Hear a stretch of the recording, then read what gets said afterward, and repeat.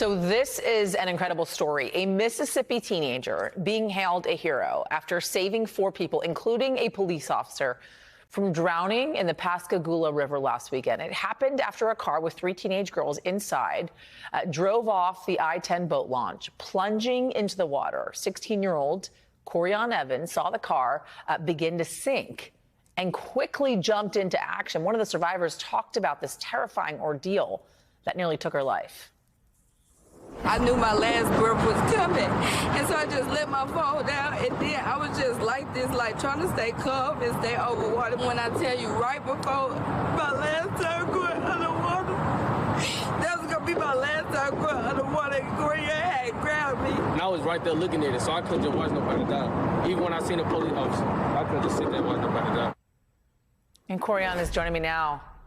Oh my gosh, Corian, how incredible that you were there in the right place at the right time to help these girls, to save their life and the life of a police officer.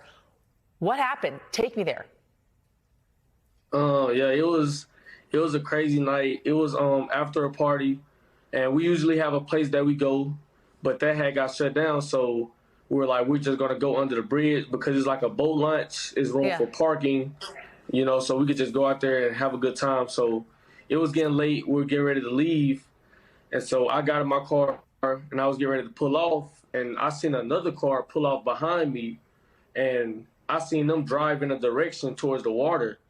And I'm like, but the street is towards that way. Why are they going towards the water? So I'm watching them. And going into the water is like a ramp going down into it. And so I'm watching them. And as I'm watching the car, I see the car drive straight down the ramp. And I'm like, I'm a little confused. I'm like, I know they're gonna I'm thinking they're about to get ready to come back up or reverse back up, but then I seen people run over there. And so I got out of my car. And so when I started running over there, I started hearing people yelling help. So then that's when I like sped up my running. I heard people saying help.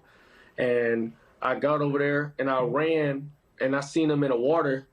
They're all in the water. I see the cars under the water. And I just see them screaming help. And when I first seen them, I was like in shock. I was like, no way, this is really happening. But then I had to snap out of it quick. And so I just took my shoes off and I took my shirt off and I threw my phone out of my pocket and I just jumped in the water. And at first I got the girl that was closest to me and I grabbed her and I had to swim her back to the shore. I gave her to somebody that was at shore. And then it was still 2 girls that was also in the water. So then I had to swim from shore and go back out into the water. There was about 20 feet out there.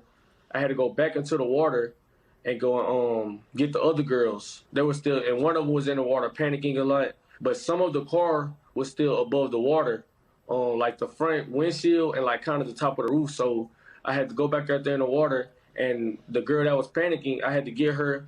And I'm swimming her. I'm like, come on, let's go get back to the car.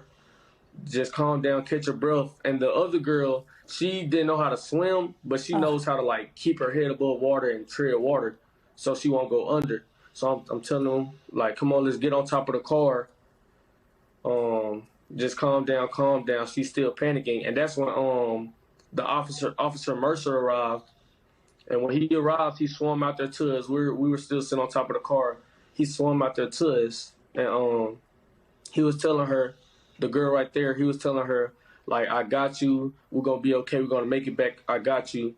And she got on his back, and when he tried to swim from her panicking, she also started taking him under. And so he was going under, trying to come back up. He was swallowing a lot of water.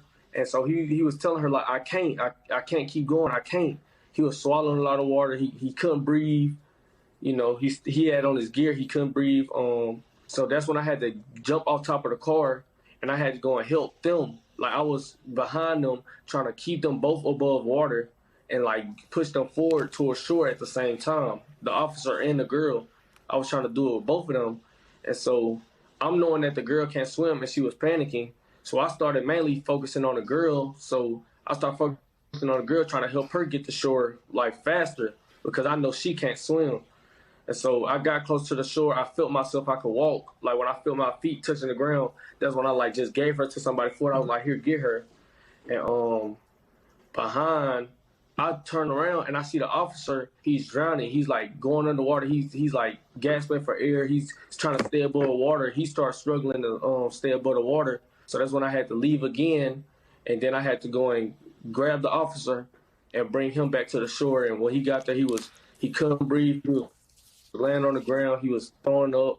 Like the officer was really about to drown. And Corian. yeah, that was all. They made it back. Corian, I'm glad you ate your Wheaties that morning, and you have some good parents that raised you, doing the right thing there and teaching you how to swim as well, knowing how to rescue these people and doing the right thing and jumping in the water at the right time to get them out. We are blessed to have you in this world, and those girls are blessed that you were there at the right place at the right time. Thank you for taking us through.